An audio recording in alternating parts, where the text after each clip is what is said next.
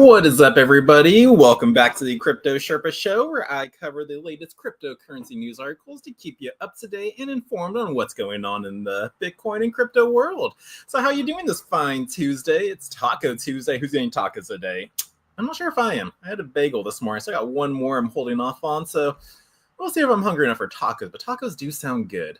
But hey, let me know what your favorite tacos are in the comments section. Do you prefer asada, carnitas, chicken, or pollo? Yeah, let me know. It's Taco Tuesday. But welcome everyone to the show. We got lots of news articles to cover with you, and lots of adoption is literally taking place. As the title says, Bitcoin is scarce and rare, and only 0.27% of the population could actually hold one whole Bitcoin. And that number is still very unlikely when we see so many institutional adoptions going on out there. And yeah, I saw that from just this post or this tweet from Bitcoin Magazine that only 2.2% of the population can hold a one full Bitcoin. So if you are a whole Bitcoiner right now, you're already in that 0.27%. But this number is just going to keep going lower and lower. We see Capital B acquires 126 Bitcoin. Now they have 2,200. Metaplanet acquired another 518 Bitcoin. And then we even got David Bailey, Trump's crypto advisor, wanting to add in another $762 million of Bitcoin, which would be about 6,400 Bitcoin right there. Right, is it? Yeah, so it would be right there. Or is that amount, or is that his whole holding? No, I forgot. But just so you know, guys, though, like, this is like, everyone keeps acquiring Bitcoin right now. It's like, this number, like, mark my word, like 0.27%, maybe in a year, that's going to go down to 0.2%, 0.1%. It's just like all the Bitcoin's going to get gobbled up. So if you need help getting some crypto, join the crypto club. We can help you out. We can educate you, teach you how to hold on to it safely in your own wallet. You're not leaving it on exchanges. We'll even help you set up a couple exchanges, though, because you want to have that fiat and off-ramp platform, be able to buy your crypto and also sell it. So we'll steer you in the right direction on at least the most reputable ones, well-known. Coinbase, Uphold, Cash App, like the big guys, not some random one out there that's only been around a year. So if you need help, guys, like just give us a call or go to bitcoinben.io. We have tons of programs we can offer you. But yeah, it's like everybody's acquiring Bitcoin, and we kind of got an update though on Stake and Shake. It was a month ago, 2 months ago, they started accepting Bitcoin for their sales, where they just, if you go inside, you can pay Lightning Network Bitcoin for your meal, your burgers, fries, whatever you have. But yeah, it looks like now, like we got updates on it, and looks like the same store sales has risen 11% in Q2. So this is just showing like the people who adopt the Bitcoin, like can accept it, like their business might do well. And I believe like Stake and Shake started accepting this when they were like on the downside. But let's go through this article and hear a little bit more about this update. So Stake and Shake thanks Bitcoiners as same-store sales rise 11% in Q2. So Stake and Shake attributed Bitcoin as a driver for its 11% quarter-on-quarter sales rise after adopting the cryptocurrency as a payment method in May. So U.S. fast food chain Stake and Shake tipped its hats to Bitcoiners after reporting a 10.7% quarter-on-quarter same-store sales increase in Q2, outpacing America's top food chains. Now, Bitcoin has been a game changer. Stake and Shake posted to X on Friday, thanking the Bitcoiners for their contributions since May 16th, when the fast food chain started accepting Bitcoin as payments. And here is that tweet of them thanking us out, Bitcoin, burgers, and beyond. Now, the solid growth suggests that merchant Bitcoin payments may still be alive in the US, where Bitcoin is mostly treated as an investment, unlike in less developed countries where it's more frequently used in day-to-day transactions. But Bitcoin continues to be ignored, but they won't be able to ignore it forever. So Stake and Shake's 10.7% sales growth outpaces its rivals. So Stake and Shake's same-store sales growth was the highest among America's top fast food chains in the quarter. An ex-post from Restaurant Business Magazine editor-in-chief Jonathan Mays on Friday showed a range of U.S. fast food chains, including McDonald's, Domino's, and Taco Bell, reporting the same-store sales growth ranging from 7.1 to 6.1%. Now here is his post. I made a point to go to Stake and Shake more often, even though you don't have to have the mushroom Swiss that I want. But this new QR code to fill your cup thing is so annoying and makes me not want to come back. Please get rid of it ASAP. Wait, what? What's this guy saying? This is Luke to share. Made a point to go to Stake and Shake more often, even though I don't have the mushroom Swiss. So he doesn't like Stake and Shake, so he doesn't have a mushroom Swiss burger. But this new QR code to fill your cup thing is so annoying and makes me not want to go. Wait, what QR code thing to fill your cup? Is this Is he just talking about using the Lightning Network's annoying? He sounds like the people from Burger King, like when they started accepting credit card payments. As people online, oh, I hope this credit card transaction doesn't take up too much time or slow down the lines. I need my fast food. Or you got the people going, man, if you got to pay with a credit card for your fast food place, like, I don't know what's up. So this just sounds like that post right there just sounds like that one dude from like all those guys back then. But the fast food chain started accepting Bitcoin as a payment on May 16th, and all of its locations were permitted by law, including in France, Monaco, and Spain, in addition to the US. Now, it said the change will make cryptocurrency payments available to more than 100 million customers. Now, Steak and Shake did notice an immediate impact after adopting Bitcoin. About 2 weeks after the opening day, Steak and Shake's chief operating officer, Dan Edwards, also noted that Bitcoin had saved the firm 50% in processing fees. This means that Bitcoin is a win for the customer, and it's a win for us as the merchants, and it's a win for you in the Bitcoin community, Edwards said at the Bitcoin 2025 conference in late May. Now, he noted that Steak and Shake accounted for only 0.2% of all Bitcoin transactions on opening day, and Bitcoin's adoption came after nearly 230 of its stores closed. So like I said, yeah, so they adopted the Bitcoin strategy like when it was kind of on the downside of it, kind of like how MicroStrategy did. Like they were on the downside and they adopted the Bitcoin strategy, and they've been doing well. And as we can see right now, Steak and Shake's actually doing pretty well. Guarantee, the other company we saw the other day, what was it? Sheets, that gas station offering to accept Bitcoin from like 3 to 7, get 50% off on certain items out there. Like, I guarantee they're going to be doing just as well too. So again, we're just slowly getting this adoption. People are just saying, okay, they did this, let's watch them, let's see how they do. And then once they see, oh, it's working, then they're going to jump on board. So that's definitely what we are seeing. But the number of Steak and Shake stores in the U.S. has fallen from its peak 628 locations in 2018 to just 397 as of May 28, 2025, from data from Scrape Hero. Now, Florida is home to the most Steak and Shake stores with 79, about 20% of its Steak and Shake stores in the U.S. Now, here's a tweet from Steak and Shake. The first Steak and Shake was opened in 1934 on Route 66.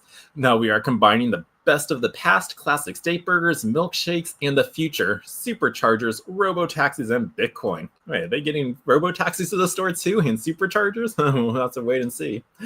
But no, so yeah, Steak and Shake is killing it with adoption, with just killing it with what they did in accepting and adopting Bitcoin. So again, it's all about who starts it first. Like El Salvador made Bitcoin legal tender. Sure, they're not the smallest country out there and everything, but by them just having that first go at making legal tender, putting it on their sheets, acquiring it, they position themselves way ahead of like anyone getting in just now. Like they've had 3 years to acquire Bitcoin, because I think they announced it back in 2021. So it's like they've had 4 years to do it. So they have a big jump on everybody else. So I just see this as a slow but fast, like a nice little acceleration pace growing of just, we're going to see just so many stores just start announcing like, oh, we're accepting Bitcoin payments here. Just like we're seeing all these companies, public companies saying, oh, we just add Bitcoin to our treasury. They will eventually say, we accept Bitcoin for payments. Mark my word, I guarantee it. Now, let's go and continue on with the news. What else is going on? Let's go even deeper into the Jeff Bezos Blue Origin now accepting Bitcoin, Ethereum, and Solana for space flights. We saw a tweet yesterday about this, so we just saw that, oh, you can spend Bitcoin on a space flight to space. But that's all we got. That's all the news I had. I knew there was going to be an article the next day. So let's dive deeper into it and hear exactly like who they partnered with to be able to accept Bitcoin payments. So crypto whales can now use their holdings to buy trips to space, with Blue Origin teaming with Shift4 to accept Bitcoin and more. So Amazon founder Jeff Bezos' rocket and space exploration firm Blue Origin is now accepting cryptocurrencies like Bitcoin, Ethereum, and Solana to purchase flights to space. Now, the payments are made possible via the firm's collaboration with payments company Shift4, whose payment infrastructure is enabling the crypto purchase, which can also be made with popular stablecoins like USDT and USDC. Now, crypto is now a $4 trillion asset class, and the sky's the limit when it comes to its potential in current payment ecosystems. Now, Shift4 head of crypto, Alex Wilson, said in a statement that we believe crypto and stablecoins are going to become an increasingly popular way for consumers to pay, particularly for high-end purchases, as both a consumer and merchant benefit financially from these transactions. Now, flights into space with Blue Origin require at least a $150,000 deposit. Through specifics about the total trip costs are not immediately available yet, but the firm auctioned off the first ever seat on its new Shepard spacecraft in 2021, securing a winning bid of $28 million from crypto billionaires and Tron founder Justin Sun, who did just completed his trip to space last week. Now, Shift4's payments infrastructure processes more than $260 billion globally, according to the firm's website. And in October, it rolled out global crypto payments functionality, allowing merchants to seamlessly accept cryptocurrencies. Now, the firm's billionaire co-founder, Jared Isaacman, maintains ties to space, having becoming an astronaut and traveling beyond Earth via SpaceX. He also earned a nomination from President Donald Trump to become the NASA administrator, but his nomination was later pulled. Now, shares of Shift4 finished Monday up 1.68% to $82.98 through its shares, and now though the shares still remain down 20% year to date. So, they've seen a little increase, probably because of this partnership. But yeah, so that's just more word on this space flight. If you want to spend Bitcoin, all we know so far is it's $150,000 deposit, and they're using Shift4 to be able to process the Bitcoin payment. So that's a little bit updated for you. And I could have swore I had another article on here I wanted to cover, but what is going on here? Oh, it was this one. I totally skipped on this one about crypto helping emerging economies bypass legacy financial constraints. So yeah, let's go through this article before we continue on, because I totally skipped this. I was like, wait a minute, I'm missing an article here. But yeah, let's hear about this, about how, again, this is why people are collecting and acquiring Bitcoin. It helps them bypass legacy financial constraints, and we're going to see the rest of the world just get on into it. But developing nations can use crypto to bypass financial constraints, hedge inflation, and attract investments. Emerging economies are discovering crypto's power. Now, Bitcoin's role in a sovereign finance is no longer hypothetical, as nation states reassess reserve strategies amid inflation, sanctions, and dollar volatility. Crypto, particularly Bitcoin and stablecoins, is emerging as a neutral programmable asset class with sovereign-grade utility. Now, the properties that crypto can wield for retail users can also be applied on an enterprise and institutional level, where forward-thinking businesses can add it to their balance sheets and even use such assets, such as Bitcoin and stablecoins, to settle B2B transactions. Now, blockchain doesn't discriminate and is equally suited to benefit businesses as it is to its individual users. Now, let's examine crypto in a national context. Does it have the ability to work as faithfully for governments and national economies as it does for institutions and retail? Now, while the sample size for making this assessment is currently small, El Salvador, Bhutan, and a handful of others, there are growing evidence that crypto can benefit emerging economies, especially as several developing nations are starting to discover it. Now, Pakistan has entered the game. With a population of over 240 million and a GDP of over $1.25 trillion, Pakistan has a well-developed economy and is no banana republic. It's a country that is going places with robust growth and low public debt. Like several other South Asian countries, however, it suffers from high CPI's inflation of over 10%. In many respects, it shares many similarities with a country that lies on a distant continent and with which its name has been rarely mentioned until now, said El Salvador. Now, the two nations appear destined to be cited in the same breath now that the Pakistan Crypto Council has been established to form a strategic Bitcoin reserve. Now, it's not just toying with the idea as a statement of intent. It's got no less of an advocate than Michael Saylor's on board and backing the initiative. It's a bold venture from a country that's still regarded as highly conservative in many spheres, and one that's destined to spotlight the benefit that crypto can bring to an emerging economy. Spoiler alert, the potential advantages extend far beyond number go up, investing if judiciously applied. Countries that shrewdly stockpiled crypto assets have the ability to catalyze economic growth by bypassing the constraints of legacy finance. Now, this is a global game of chicken. While Americans propose establishment of a strategic Bitcoin reserve, it still remains in production. Other nations are pondering making a move for Bitcoin's finite supply. Brazil and Japan are both rumored to be considered Bitcoin reserves. At the same time, China and Russia are also believed to be appraising the case for stacking sats in serious numbers. Now, what all these countries with all these countries, including Pakistan, share in common is outsider status. They do not have the US dollar, the world's de facto fiat, as their national currency, and in many cases are affected by high inflation. A strategic crypto reserve, with its immunity from domestic turmoil, has the ability to mitigate this and provide a foundation for long-term economic growth. It's the same approach that's seen citizens in high inflation countries such as Argentina convert their savings into crypto. Now, the geopolitical dynamics around sovereign crypto adoption resembles a coordination game. First movers may attract asymmetric benefits, trade optionality, regulatory arbitrage, and capital inflows. Later comers risk entering a crowded field with reduced narrative control. This is game theory on a global scale. While establishing a strategic Bitcoin reserve, it has the potential to benefit any country that embraces it, and it also benefits emerging economies.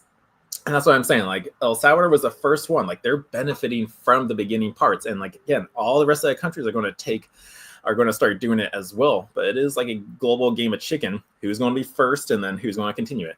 Again, like I said, with the Stake and Shake and all these other company sheets, like accepting Bitcoin for payments now, it's like everyone else is just waiting to see what happens. It's like, oh, they didn't fail. Let's jump on board now. So that is what's really going to be taking place worldwide, with strategic Bitcoin reserves around the country, to institutions slowly accepting it for their services out there. So it is just like all these articles is pointing out that it's like the number for the amount of people that can hold one whole Bitcoin is lowering every single day. So the best thing you start doing is just start stacking those sats now. Whether it's $5 a week, $10 a week, $20 a month, whatever you can afford, just slowly start acquiring it. Like, you can use Cash App, you can use Bitcoin, you can use Venmo, just start buying it, and then learning about it later on. But I really think you should at least just hold on to some Bitcoin, put it in a portfolio, and then start learning about it. And when I mean learning about it, like, understand like its history, why was Bitcoin made, understanding self-custody for like going, oh, I need to take my crypto off of that platform and move it into my own wallet. So, but just get it now so that way you have it, and then it should be all good. But yeah, so this is definitely the fast track to a financial relevance. So emerging nations with cryptocurrencies like Bitcoins can use these assets to overcome traditional financial systems and their limitations, particularly in international trade. Now, it's no secret that many countries face restrictive currency controls or international sanctions that limit their access to global financial systems like the SWIFT.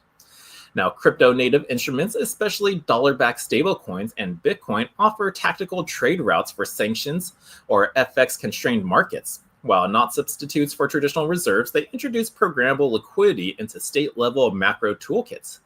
Now, small states like Bhutan, with its significant Bitcoin holdings, could settle trade deals with regional partners using crypto, particularly once more nations become receptive to holding it.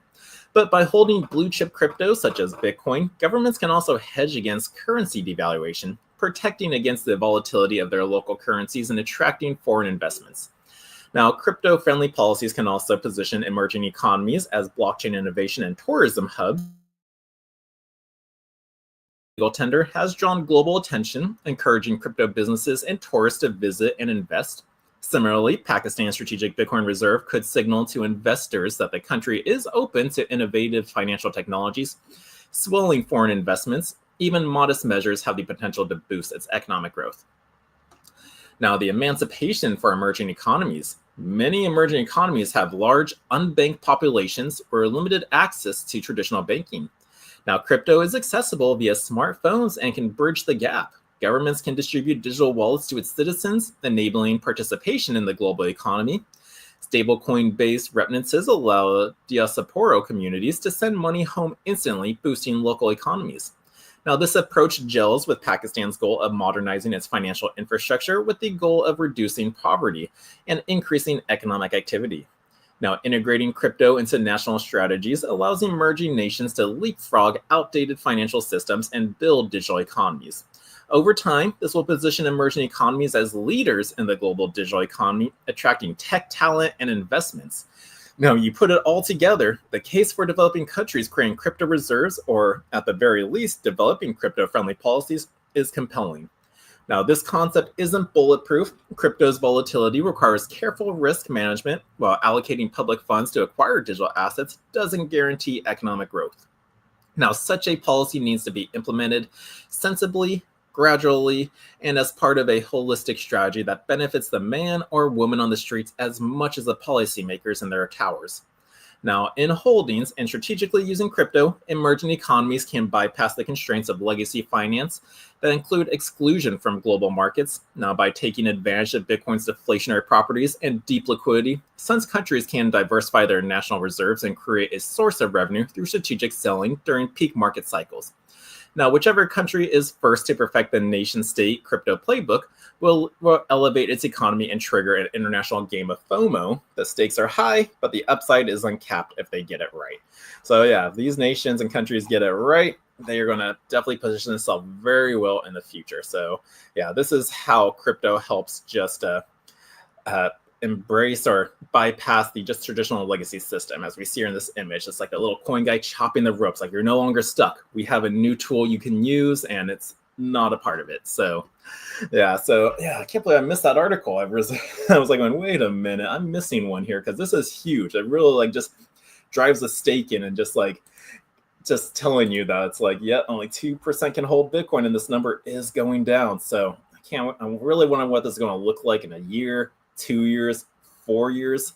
So just keep stacking it. Like, Bitcoin is definitely the way to preserve your wealth out there. That's what all the rich are doing.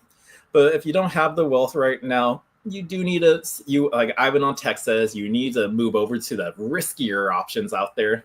Like the altcoins, I can do like a 10x, 20x, 100x, like if you choose the right one. Like, again, but those are very risky to do. And then again, that's a great way to build wealth if you're successful at it, and then you would convert that to Bitcoin to retain that wealth. So that's how I always heard about it. So Bitcoin is about preserving wealth, and altcoins are going to be used for making wealth. But that's at least all of our Bitcoin adoption news going on around the world. Let's take a quick commercial break, and then we'll be back with some altcoin news for you. So be right back. Tired of jumping through hoops to buy Bitcoin? Frustrated with endless paperwork and invasive identity checks? Introducing Bitcoin Ben Crypto Club's loan program. No KYC required. Say goodbye to the hassle and hello to freedom. Borrow up to $250,000 at as little as 7% interest. Join our community and take control of your financial future. Bitcoin Ben Crypto Club, where privacy meets opportunity. Connect with like-minded individuals and grow together. Visit us today and unlock your $250,000 Bitcoin loan. Your journey to financial freedom starts here. Dang it, I just took a puff of my vape. Don't want the smoke to go. Bad habit. Dang it. Got all these smokers here. It's like, I can't smoke cigarettes, so my assistant did that. And yeah, so welcome back. And oh yeah, speaking of my assistant, if you're ever curious on who that blonde girl is on my thumbnails I sometimes throw in there, that's my assistant. She's at the front right now, holding the fort down, answering phone calls, scheduling me one-on-one appointments, just to cover the front as I'm back here in my office giving you the crypto news. But yeah, so if you're ever curious on who that blonde girl is, that's Jayla. You can always wish her a hello or see her at the club here. She helps me out in the mornings. But what else is going on in the crypto space? Let's continue on with altcoins. What's going on? But first, let's take a look at X. What's going on in the X space? Let's see. Here's from Bitcoin Magazine. Just in, Bitcoin has now risen over 5,000% since the Bitcoin sign guy photobombed Janet Yellen. Oh, man. How long ago was that again? That was so long ago. But since then, Bitcoin's up 5,000%. And yep, as I keep saying now, buy Bitcoin. This guy was saying it years ago. So that narrative has not changed. Just keep acquiring it.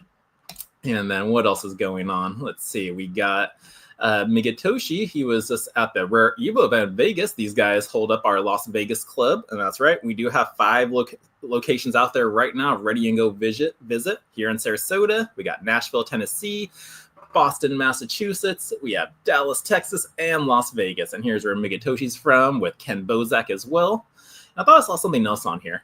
Yes, just in, Belarus president says that the Belarus cryptocurrency market remains underdeveloped. How can we use it, especially now to facilitate payments? This is important for me and for the country. So again, countries are curious now. They see that everything's underdeveloped and they need to make a change. Like we saw in the previous article, it's like countries are realizing now, they're seeing, oh, El Salvador is doing well. Oh, these companies except for Bitcoin are doing well. It's like they just understand, it's like, oh, we need this now. But we're underdeveloped. How do we do it? How do we get it? So they have so many. They can have like allies to it. I'm guaranteed Nayib Bukele would be willing to go over there and help them out. Let them know how they did it in their country.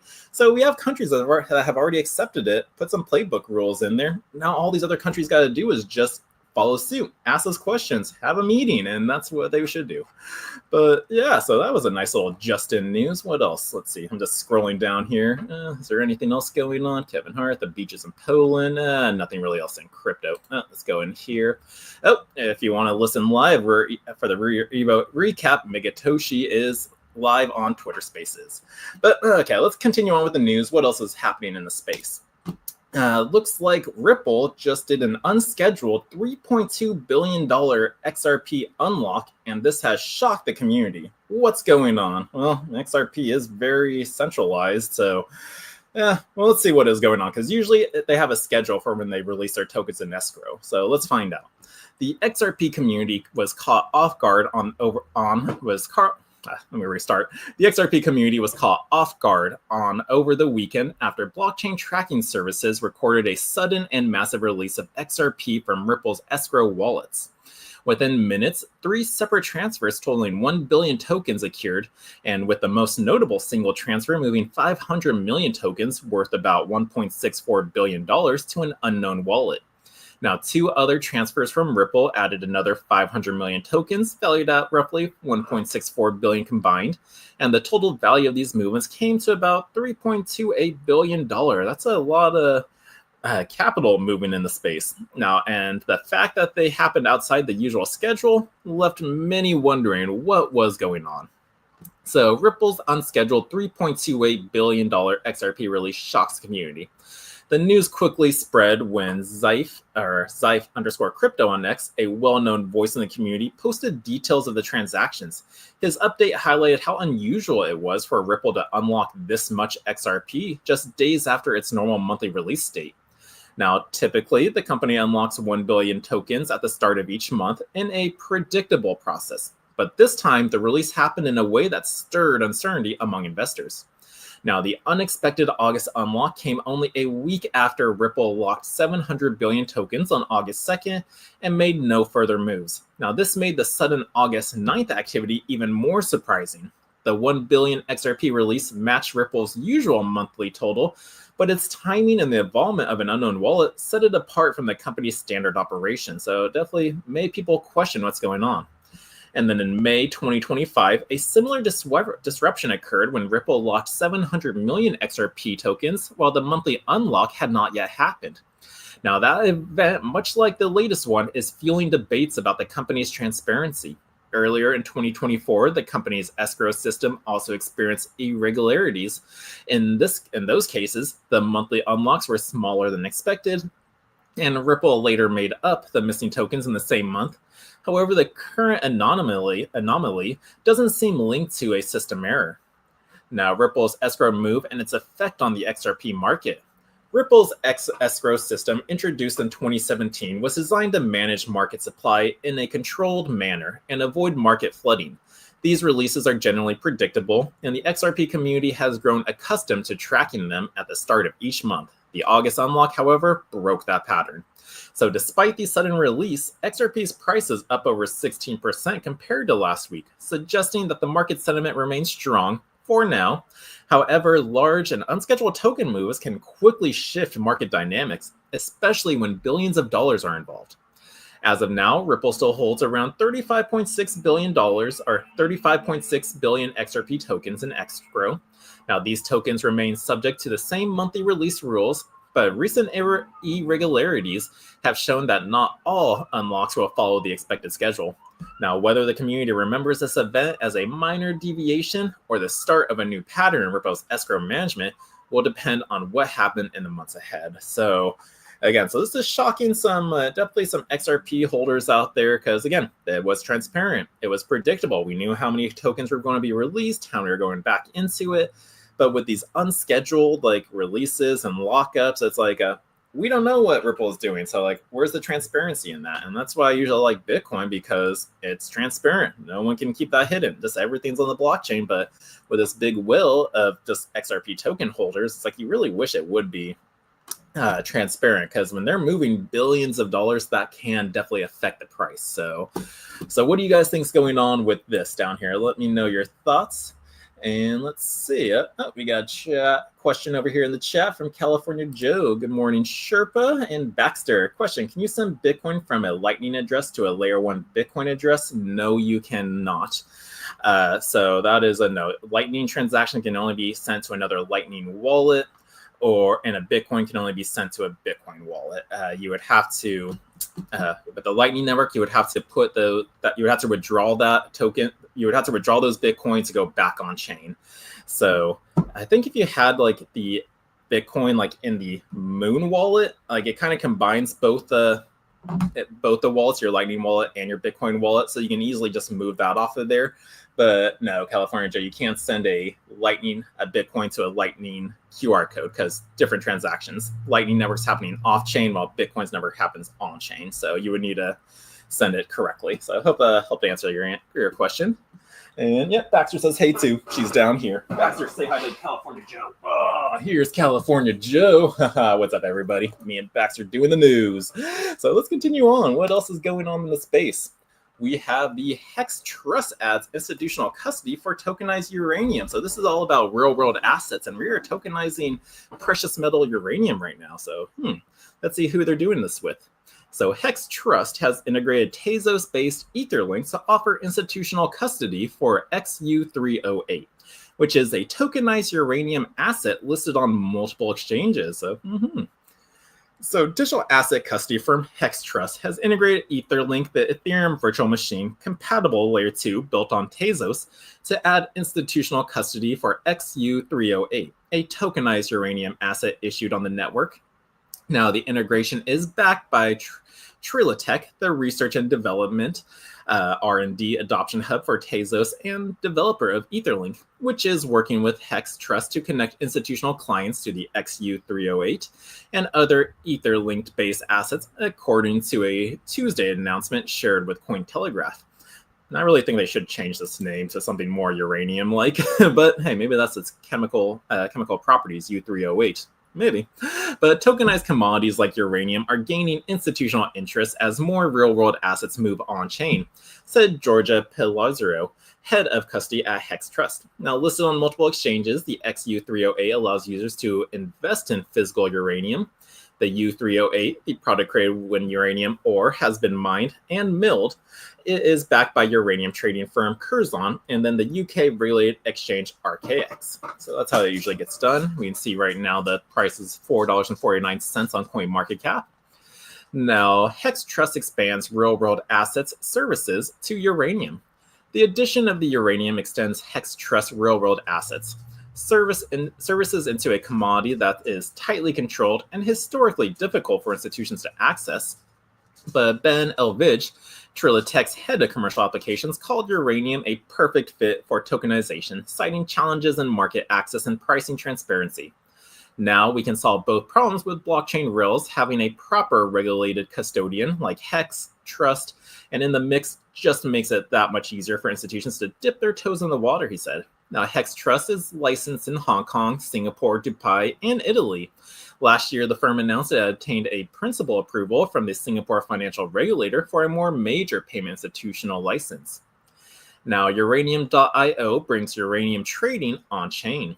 Last year, Uranium.io, the world's first decentralized application for uranium trading, launched on the Tezos blockchain in partnership with Curzon Uranium and RKX. The platform is designed to lower barriers to entry in the global uranium trade, which was historically dominated by institutional investors. Prior to this, retail investors could only gain exposure to uranium through ETFs, as direct trading was largely restricted to institutional players with significant capital. Now, earlier this year, Transact partnered with Uranium.io to let retail investors buy tokenized uranium with crypto or credit cards for as little as just $10, a sharp drop from the $4.2 million required in the over-the-counter marketplace. Like, really? Like, to get these tokens, you would need to spend $4.2 million? Crazy. So I guess this partnership with Transact does make it a little bit easier just to dip your toes in that space. But no, so we are tokenizing everything around the world, whether it's precious metal, housings, car titles and deeds like we see with the DMV in California. It's like everything is being tokenized right now. And then now this just makes it a little bit easier because, again, at first, trading uranium and like being able to hold it, do all that stuff, like where are you doing it? Like only institutions can do that. But now when we have a tokenized version of it, we can just link to get exposure of it like on a crypto exchange. Boom, that's amazing. Because again, beforehand, it was either the institutions or maybe you can just get exposure through an ETF. But that was it. So with real world assets being tokenized, it's just a more, where was I even going with that? With more of that even happening around, it's just making it easier and more transparent for just people to get involved with. But that's what's going on with some real world assets out there and this company Hex Trust. So very, very nice. Now, lastly in the news, we have a traditional beverage company, Safety Shot, enters crypto with 25 million bonk treasury strategies. So we have companies out there that aren't collecting Bitcoin. We've seen some collect Ethereum, some collect Solana, but this is the first time I'm seeing somebody collect bonk tokens. But hey, maybe this company is not doing too well, and they are really hoping for a boom with bonk, hoping that will give you a little bit more X's in your gains. Because again, like Bitcoin, maybe you'd see a 2X, same with Ethereum, like all these blue chips right now, like they've already seen a lot of gains happen since last year, 2 years ago. So like we're in like experience where we may be seeing like 2-3X's. So some people are like shooting over to riskier tokens to be able to get a 5-10X out there right now, because that is still in the playbook. But traditional beverage company Safety Shot enters crypto with $25 million in bonk treasury strategy as meme coins gain Wall Street adoption through ETF filings and corporate treasuries. Now, I never even heard of this soft drink company, Safety Short, so let's see if we can find more information. So Safety Shot, the company behind Ur-based plant-based beverage designed to reduce blood alcohol content, has made its debut in the crypto market through a strategic partnership with bonk founding contributors. The collaboration includes an initial allocation of $25 million in bonk tokens as part of the comprehensive bonk treasury initiative.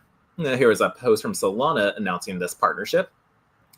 But a recent press release statement reveals that the Safety Shot is positioning itself for this treasury approach by first resolving all pending debt obligations while maintaining a robust balance sheet exceeding $15 million in cash reserves.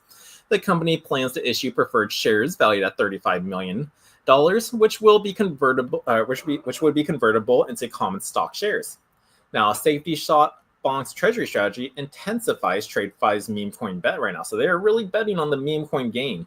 Safety Shot explained that their choice to designate bonk as their primary treasury asset stems from its distinct competitive advantages, particularly the technical benefits offered by the Solana blockchain, including rapid transaction speeds and minimal cost.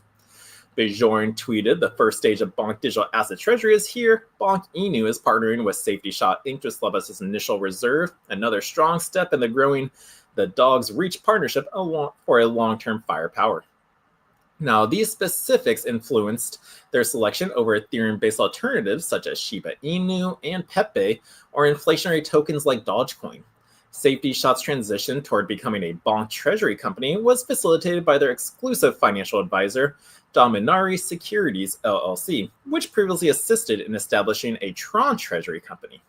Now, a source close to the Safety Shot partnership revealed that the bonk treasury initiative had been underdeveloped for several months, with Monday's $25 million announcement representing merely the opening phase. Furthermore, this partnership is anticipated to strengthen Safety Shot's financial standing, diversify its asset portfolio, and create new opportunities for shareholder value enhancement. Now, the traditional beverage company is currently listed on NASDAQ under the ticker SHOT, and it has declined 93% from its peak of $8.88 in February to just 55 cents based on TradingView. Now, over the past 24 hours, SHOT has dropped 51% and currently maintains a market cap of $73.4 million. And in contrast, Bonk's market cap exceeds $1.93 billion. So examining the comparable cases like Bitmine Immersion, which accumulated 833,000 Ethereum, and following their Ethereum treasury strategy launch, the company BM&R stock surged over 500% within a single week and has achieved 637% year-to-date gains. So Safety Shot stock could potentially replicate this performance if Bonk's treasury strategy is consistently implemented out there. So they're hoping to see kind of similar reactions happen. The Wall Street embraces meme coins as treasury strategy and ETF race heats up. Safety Shot's decision to establish a Bitcoin treasury strategy is of the broader trend of publicly traded companies exploring meme coin-focused treasury approaches. Recent months have witnessed an acceleration in corporate announcements within the sector. In late July, NASDAQ-listed BitOrigin unveiled plans for a $500 million Doge treasury, positioning the company as the Microsoft of Doge earlier. And Everything Blockchain Inc. has also announced Meme Strategy, a spin-off entity designed to hold and manage a diversified meme coin portfolio, including Pepe, Bonk, and SPX 6900. Now, there have also been initiatives to bring meme coins to traditional Wall Street investors through ETF products. At the beginning of 2025, Bitwise, the leading crypto index fund manager, submitted a filing for a Dogecoin exchange-traded fund in Delaware. Now, the initiative progressed further when the NYSE ARCA officially submitted a 19B-4 proposal to list and trade its shares. Now, similarly, prominent asset manager 21 Shares announced on April 9th its partnership with the House of Doge to introduce Europe's first Dogecoin ETP. The Dogecoin ETP will be listed on the SIX Swiss exchange under the ticker Doge, providing traditional EU investors with greater accessibility to the cryptocurrency. Now, just beyond Dogecoin, popular meme coins like Pengu have also recently attracted attention through Canary Capital's S1 registration filing, seeking U.S. Securities and Exchange Commission approval for the new ETF designed to invest in the Pango meme coin and Pudgy Penguin's non-fungible tokens. So, yeah, Wall Street is embracing meme coins, it looks like, but I'm not sure how that works. I just really hope that doesn't, like, how do I want to say this? So it's like, it could do really well. I just hope they don't get burnt. Like, if we do experience a bear market again at one point, like I believe with the altcoins, like we're still due for one. And like if these meme coins drop as they usually have done so, will the companies survive? Would they have been better holding on to Bitcoin? Will they have the smarts to move those realized gains into their actual funding? Like, I don't know. Or will they be the ones who just miss out on it? Everything starts dipping and it's like they either sell, lose all that money, or they just hold it for the long term until the next cycle comes and repeats itself. But during that time, they'd definitely be discouraged in the space. So Wall Street's embracing meme coins, but I'm going to be watching closely to how this really plays out, because I got some concerns with that, like I just said, but we'll have to wait and see. But that is it for the news today. Looks like on our Fear and Greed Index, we just reached the greed territory. We are at 62 from yesterday. Very nice. Bitcoin is looking at 119,000, so holding that like 120 area. I think it was at 118 this morning. So hopefully we can break all-time highs this week. We're so close. This is $123,000, just literally 3,500 more. Ethereum is still seeing some great increases. I think we're at 4,500, so just $300 shy of its all-time high. And XRP, yeah, with that news of Ripple releasing at least $1 billion or billion tokens out there, looks like the price has not been so affected. So I guess the XRP community is still strong. They're vigilant, but some of the community members, again, are just waiting to see what Ripple does and if their patterns are changing with their unlocking and locking processes of their escrow accounts with the tokens. Let's see what else. Solana is at 184, Dogecoin's at 22 cents, and Tron is at 34. And ADA, 82 cents. Nice. I want to see those guys pump soon. So hopefully we see a nice little big explosion within the next couple of days, weeks, months. I just hope alt season just hits us really fun. But again, I got to still fill my bags up on the coins that drop. So still haven't done that yet, but I am going to do that. But everybody, thank you so much for tuning in today for the show. I hope you learned something and just like realize like Bitcoin is getting scarcer and scarcer. And as of right now, like only 0.27% of people could actually hold one whole Bitcoin. But I don't know. I think that number is going to keep getting lower. So guys, keep stacking those sats. Thank you for tuning in, and I will see you tomorrow with more crypto news. In a world where your data is constantly under attack, one company stands for your digital freedom. Introducing Calyx Solutions, your gateway to ultimate online privacy and secure cryptocurrency trading. Meet the Liberty Laptop. With its modified OS and advanced tracking prevention, it's your shield against surveillance. Access restricted areas, use recommended security software, and browse with confidence. Your digital footprint? Virtually non-existent. For the crypto pros, we present the Crypto Laptop. Pre-configured on premium hardware for secure trading. Optimized for your favorite wallets and exchanges, it's the fortress your digital assets deserve. Both laptops come with expert individual training and support. You're never alone in your journey to digital empowerment. At Calyx Solutions, we put you in control. No more worrying about data breaches or compromised transactions. Ready to join the revolution? Visit calyxsolutions.io and choose your perfect laptop today. Plus, become an affiliate and earn while sharing the power of digital freedom. Calyx Solutions. Unlock your digital freedom. Give us a call or text at 702-845-8276 or visit us directly at calyxsolutions.io.